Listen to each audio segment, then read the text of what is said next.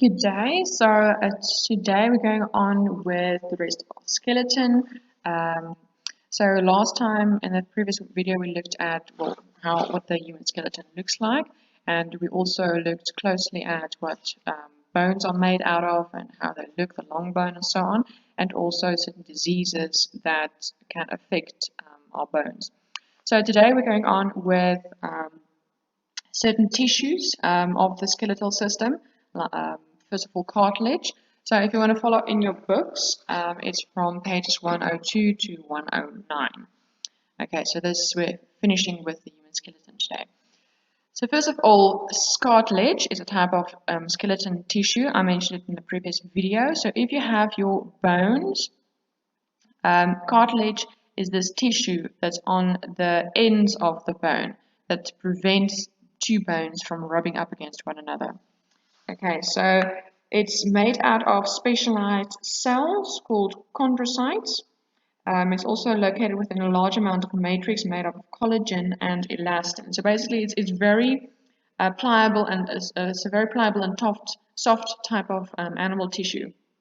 So it's not specifically bone, but we can kind of talk about it as if it is a softish kind of bone tissue.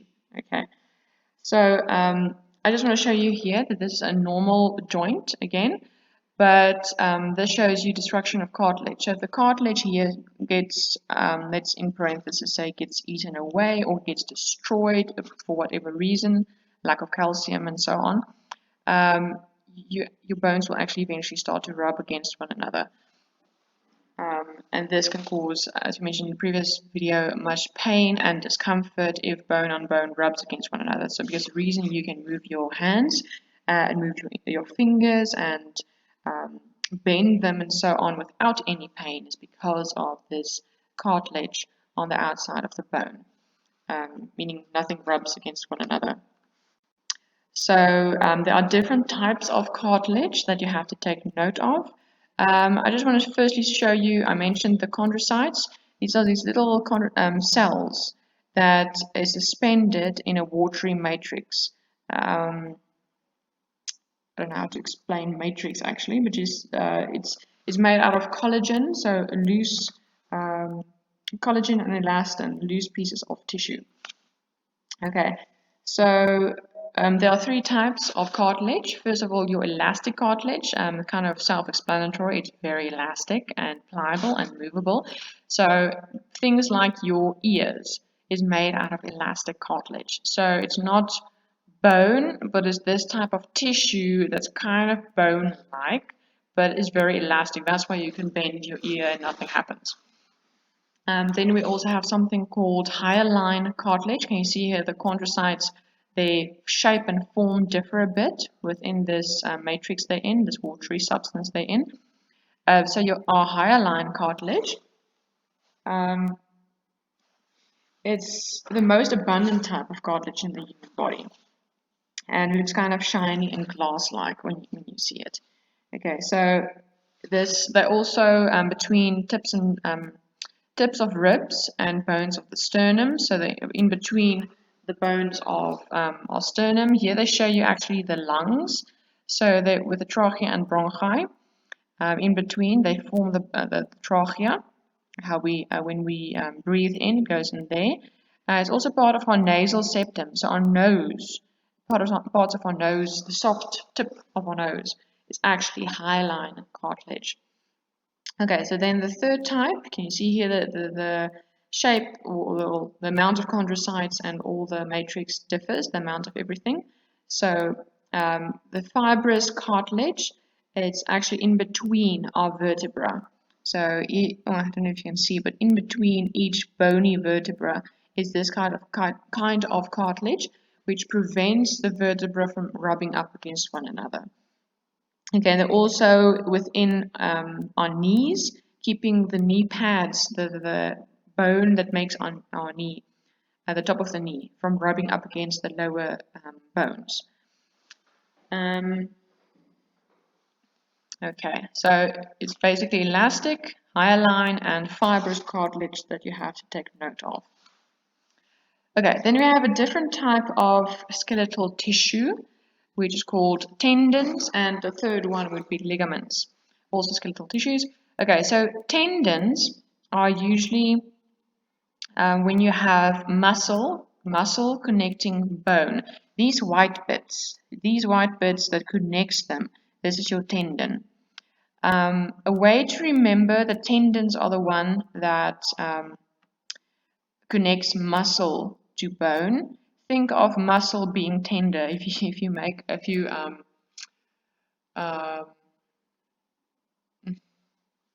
if maybe braai, or if you change, what's the word? If you before you eat meat, you make it tender for you to be able to eat it.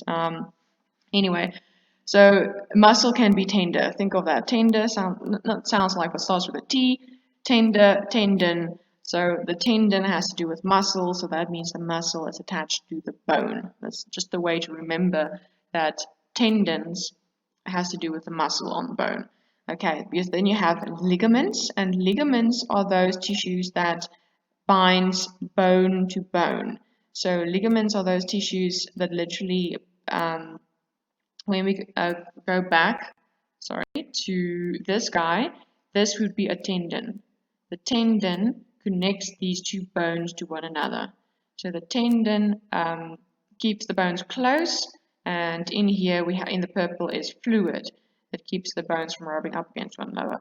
Okay, so this would be a tendon connecting bone to bone. Okay, and again, tendon is for, ligaments. Did I say the wrong word? Ligament is bone on bone. Tendon, tender muscle, connects the muscle to the bone. Okay, so then we move on to joints. So joints are those things that allows us to move, to be able to bend, or to shape our hands, to move our hands, to move our hand, to move our head, everything that connects the bigger bones to one another. Okay, well, we have different types of joints. We have those that can't move at all. Immovable joints are also called fixed joints. They're fixed in one place, they can't move. And there are things like cranial bones. They are fixed to one another, they can't move. Yes, we can move our mandible at the bottom, but the rest of the skull is, I'm going to say, concrete, and you can't move it at all. Okay, and then also the lower part of our vertebral column. This is the part, the sacrum and the coccyx at the bottom. These are actually vertebrae that are fused onto one another. You can't move these individually. This is a vertebra, this is a vertebra, this is a vertebra, and you can't move it. It is concrete. It's fixed in one place. Okay, fixed joints, and then we have something called partly movable joints. And this picture, they say it's slightly movable, so you can kind of move it, but usually it's fixed in one place. An example would be like our vertebral column. As I mentioned, the vertebra, and then our cartilage, and then a vertebra again, and so on. So you can, when you look left and right and you move your upper part of your body, your back can actually move, but only maybe a few centimeters or something. You can move a bit, but you can't really move. And okay, so that's that example. They also mention the joints between the ilium and the sacrum. The ilium is over here, okay, and the sacrum is actually up top. But anyway, in our hip bones as well, a few of them can move, but not a lot. Okay, that's two types. The third type is our movable joints, also called our synovial joints. Okay, so they can completely move. They are things like the area between our skull and our neck. I mean, we can rotate our neck, and that is called a pivot joint. So it rotates left, right, that's it. Okay, so this represents the skull, and this block here represents our neck, and we can move it left, right, a pivot joint. Okay, then we look at something like our shoulders, the shoulder blade, between the shoulder blade and our upper arm, the humerus. This is called a ball and socket because the top part of this bone, think of it kind of as a ball, and it fits right into this cavity, our shoulder cavity, called the ball and socket. So we can move our arm up, down, left, right, almost 360 degrees. So it's very movable, ball and socket. Then we have something called a hinge joint, usually at our elbows and also at our knee is the hinge joint. We can move this piece of our arm up and down and so on. It's usually just for up and down, and maybe if we rotate this part, the ulna, I have to look again, the ulna and the radius.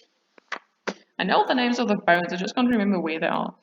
Okay, anyway, but if we rotate these two up, down, and so on, that you can do as well, thanks to this joint there, the hinge joint. Okay, and then we have something called the ellipsoidal joint. It's also called the gliding joint. So I'm also more familiar with the gliding joint word. This picture has a different word. Anyway, but same thing, ellipsoidal or gliding. So this is basically when you move your wrist. You can move it up, down, left, right, rotate it, and so on. Okay, so it means the bones, these two bones, not physically gliding over one another, but it's a gliding action that enables the movement of our hand from the point of our wrist. Okay, so then moving on, let's go to muscles. So we have voluntary and involuntary muscle systems. If you remember, we have smooth muscles and skeletal muscles. So we're still looking at the skeletal muscles. Voluntary meaning we consciously move it. We decide we want to move our hand, we decide we want to move our leg. The involuntary actions of the smooth muscles, like our heart muscles. We can't decide for our heart to beat. The smooth muscles are on a mission of their own, so it's without our interaction. The heart keeps pumping, our internal organs, the muscles of the intestines keep on facilitating peristalsis. It keeps on happening without us telling it what to do. Okay, so let's look at our voluntary muscle. First of all, let's take an example of a bicep. Okay, so the upper arm muscle, very big muscle here. Okay, so take this as an example. If we look at it closer, we see here that here is our ligament, tendon, bone. There's our bone, and it attaches the muscle to the bone.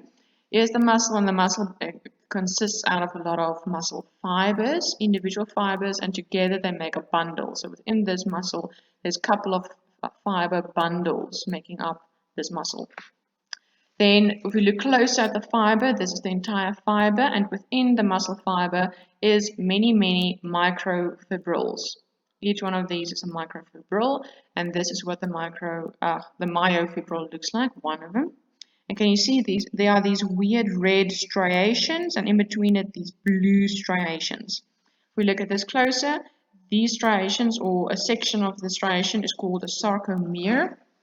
And a sarcomere we will look at closely now. So this is basically the part of the muscle that enables us to contract and relax the muscle. We will look at this closer now. Okay, so looking at the muscle again, our bone, the tendon in the muscle. Okay, so we have an outside membrane called the epimysium.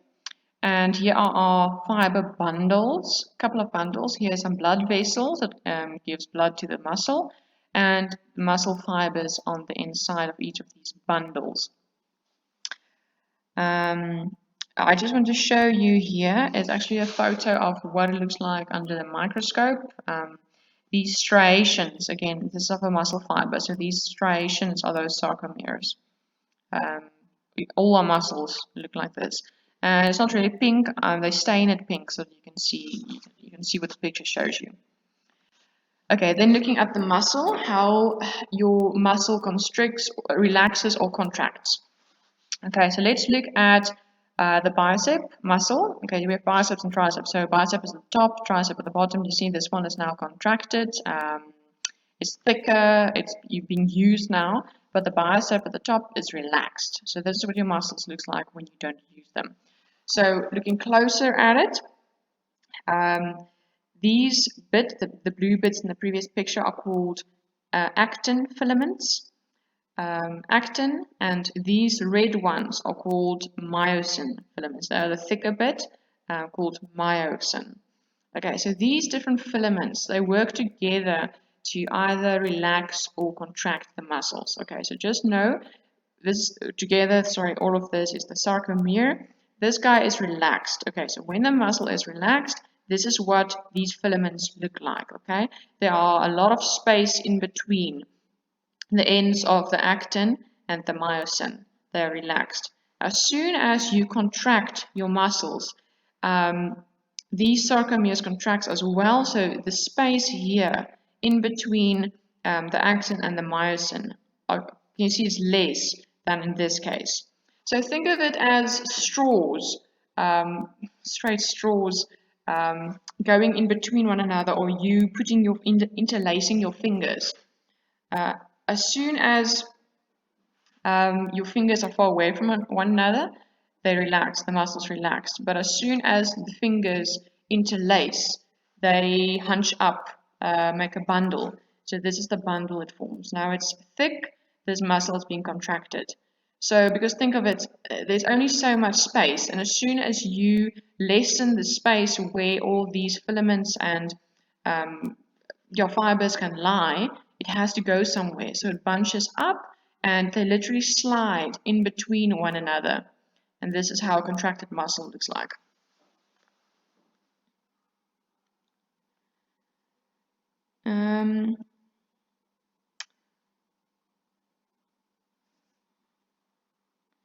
Okay, so with the muscle contraction, just to keep in mind that for this to happen, you need energy. So you need oxygen and your body needs food for it to happen.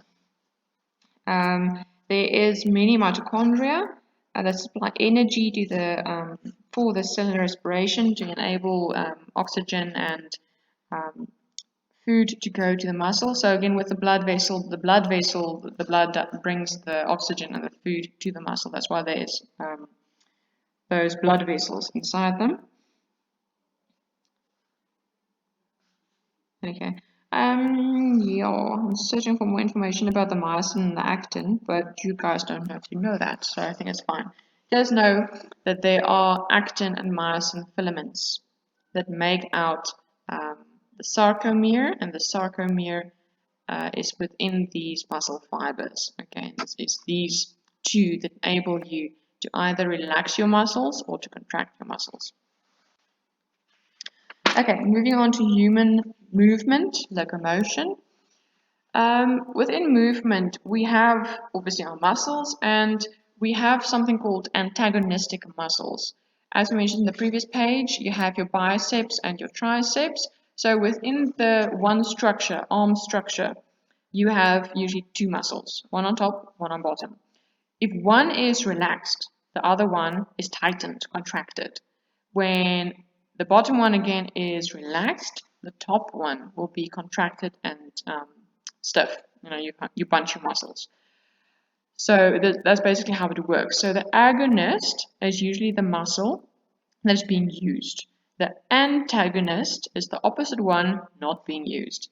In this case, so here's the tricep being used, and in this case, the bicep is being used. Now the bicep is the agonist being used, and the antagonist is the one not being used. This is usually in your arms and also in your legs. So if your upper leg, you also have an upper muscle and a lower muscle, which enables you to either move your leg forward or backwards. And the same with these muscles. This muscle helps you lift your arm, and the bottom muscle helps you take your arm backwards. So these muscles all are there to move your bones in a certain direction. Okay, so I'm trying to read and see if there's anything else, but I think that's it. Then lastly, we look at movement itself, okay, for us being able to walk and being able to run. So we also have antagonistic muscles when we move forwards, backwards, etc. Okay, so how the movement of our legs specifically works. As I mentioned, you have an upper and a lower muscle for our lower leg. For the upper leg, you also have a upper and a lower muscle. I'm assuming that your front is the upper bit. And again, upper muscle, lower muscle, upper muscle, lower muscle. So it's how these muscles interact with one another that allows us to move forwards. Okay, so let's look at somebody running or moving. Let's, for imagination's sake, imagine this leg is going to touch down now. It's going to be upright, and then this leg is going to go backwards in the position where this one is. This one is going to move forwards into the position where this one is, also step on the ground, be straight, and then lift up again. Okay, so that movement. So if your foot is over here and you touch the ground, then your calf muscles, which is back here, it contracts. Okay, so when this one is stiff and contracted, the front one is relaxed. So when this one is stiff, it raises the heel. Okay, let's say the leg was straight. So now if this heel, muscle contracts, your heel starts to lift. It lifts up off the ground. Okay, so then the ball of your foot presses down on the ground, and it also, with momentum, goes backwards. So then your hamstring contracts. This is your hamstring at the back. This one starts to contract, this one relaxes, and as soon as this one contracts, this part of the leg flips up. So this muscle lifts your lower leg. So then all your weight is then transferred to this leg. As soon as this guy is upward, the right leg, then your left leg goes to the ground. So the quadricep muscles contract, quadricep up here, the quads, this guy. So as soon as this leg goes to the ground, these muscles, you can see how hunched they are. They're moving the leg forwards, the bottom leg forward. Sorry, I'm switching up and down. But when this guy is the hamstrings, when they are tightened, they flip the bottom leg upwards, backwards up to the top. When the quads are strengthened and contracted, they move the lower part of the leg forwards. Okay, so then the foot is placed on the ground, this foot, and heel first, obviously, and then the weight is transferred back to the right leg. So as soon as this guy hits the ground, then this leg will come forwards and hit the ground as well. Okay, so just know that antagonistically how it works. Again, this, if it's the hamstrings, the back, what do they call them? Yeah, the hamstrings. As soon as the hamstrings are tightened, the lower leg goes backwards. And when this leg then comes forwards and the quads, they contract, and the hamstrings now relax, then it flips the bottom part of the leg forwards, okay, for weight displacement. Okay, and then I just want to mention, remember all the importance why we have a skeleton, specifically bones. Bones are there for support and protection. The joints, here the joints that allows us to move, they make the skeleton flexible and allow movement. The ligaments, you see all these white. The white is all the ligaments. Or it can be fat. Anyway, so the joint, the ligament, is the part that joins bone to bone. Remember, all the bones are now underneath all the muscle, and it allows also movement. And our tendons is those tissue that links the bone to the muscle, or the muscle to the bone, because our muscles are tender. Okay, so that is it for the human skeleton.